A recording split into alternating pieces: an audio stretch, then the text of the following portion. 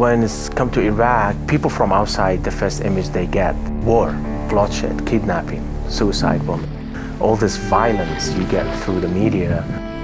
In reality, it's not like that. The beauty of Upper Tigris is breathtaking. It reminds you of the Garden of Eden. My name is Nabil Musa, and I am a waterkeeper. Waterkeeper is the voice for rivers. Our mission is keeping our waterways swimmable, fishable, drinkable. I am the first waterkeeper in the Middle East. I spent most of my childhood by the river, catching fish, playing with frogs, and chasing dragonfly.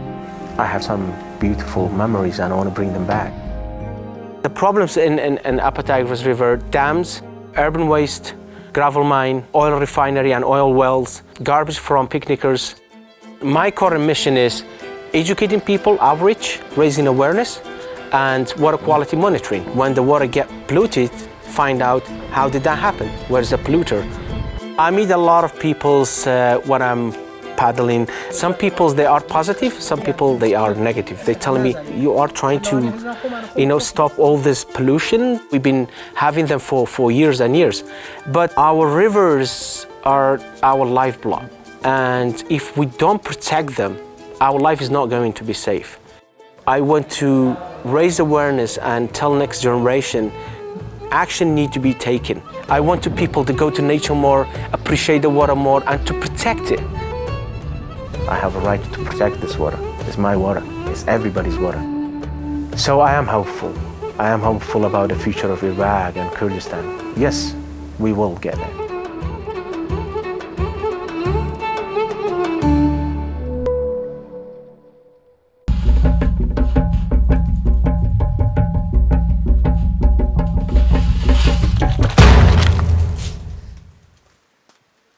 Growing up in Montana, I feel like I had kind of a special opportunity just to be outside a lot. That's kind of where a love of wildlife started for me.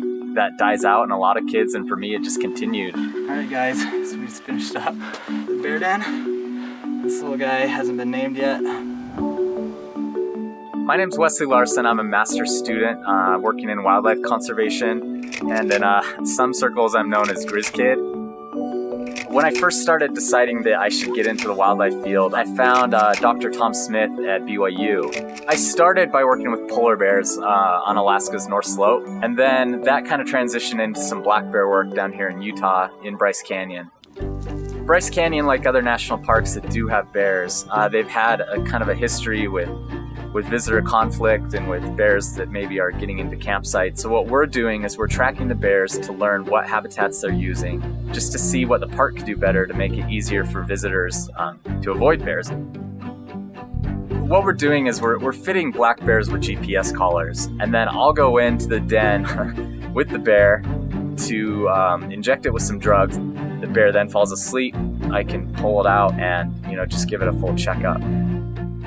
It's probably the most scary thing we do, just because bears wake up. Sometimes they're really unhappy to see us. Stay!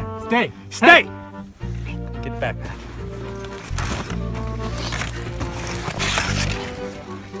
Hey! Stay! More backpack. Get him. I have had to crawl up trees after bears. It's an interesting job for sure. People do have this knee-jerk reaction to see an animal that's sedated or an animal that's wearing a collar and think that, it might be being hurt. And the thing that they don't realize is that we really care about these animals probably more than just about anyone. Getting out into the wilderness and having these kind of experiences helps you understand that we depend on wildlife and wildlife depends on us. And that's really what conservation is all about, giving the space and the respect to these animals that they deserve and really learning as much about them as we can.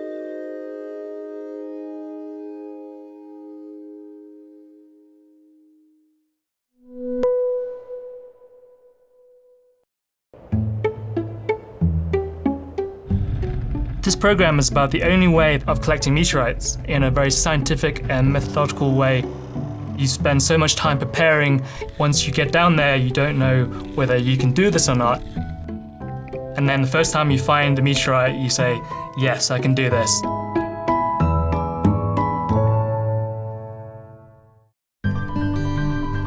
My name is Constantine Sang.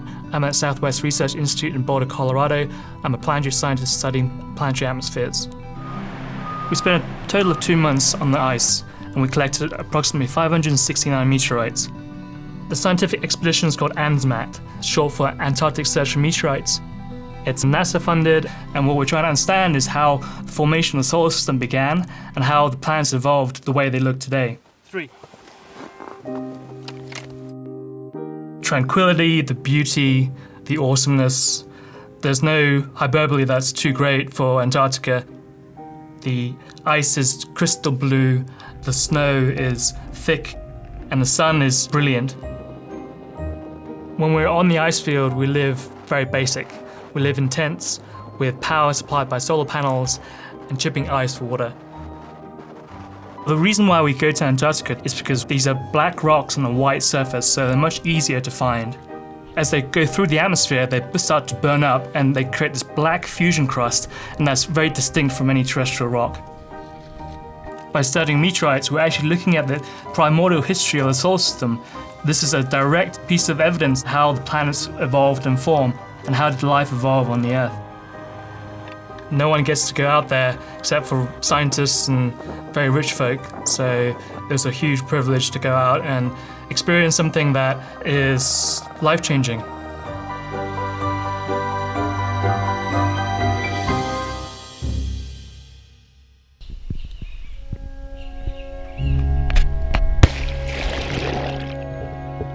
When you enter a cenote, it's really like going into another world, like leaving the planet behind. This is a feeling of really exploring something new, and I feel very lucky to be able to see that.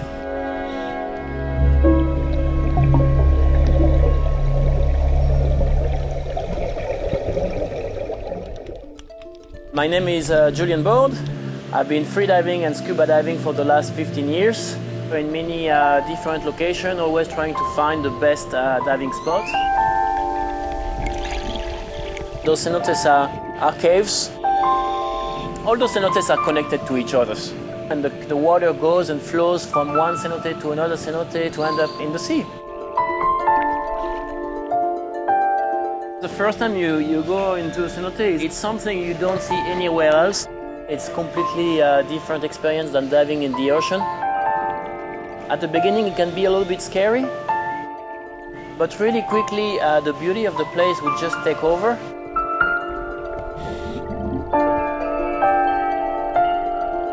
Some cenotes are very welcoming, sometimes so big and so clear that it really gives you the sensation you go into a church and you don't want to talk too loud to not disturb anyone.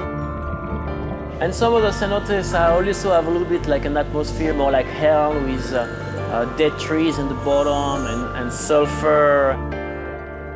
The Mayans were using the cenotes for a very long time. Basically, the land where we are, that's the place where the living people live. And then underneath the cenotes, into the ground, was the place for the dead. Every cenote have a different personality, but I also think that it really affects your own personality. At some point, you kind of enter into like a meditation state that for me is completely priceless.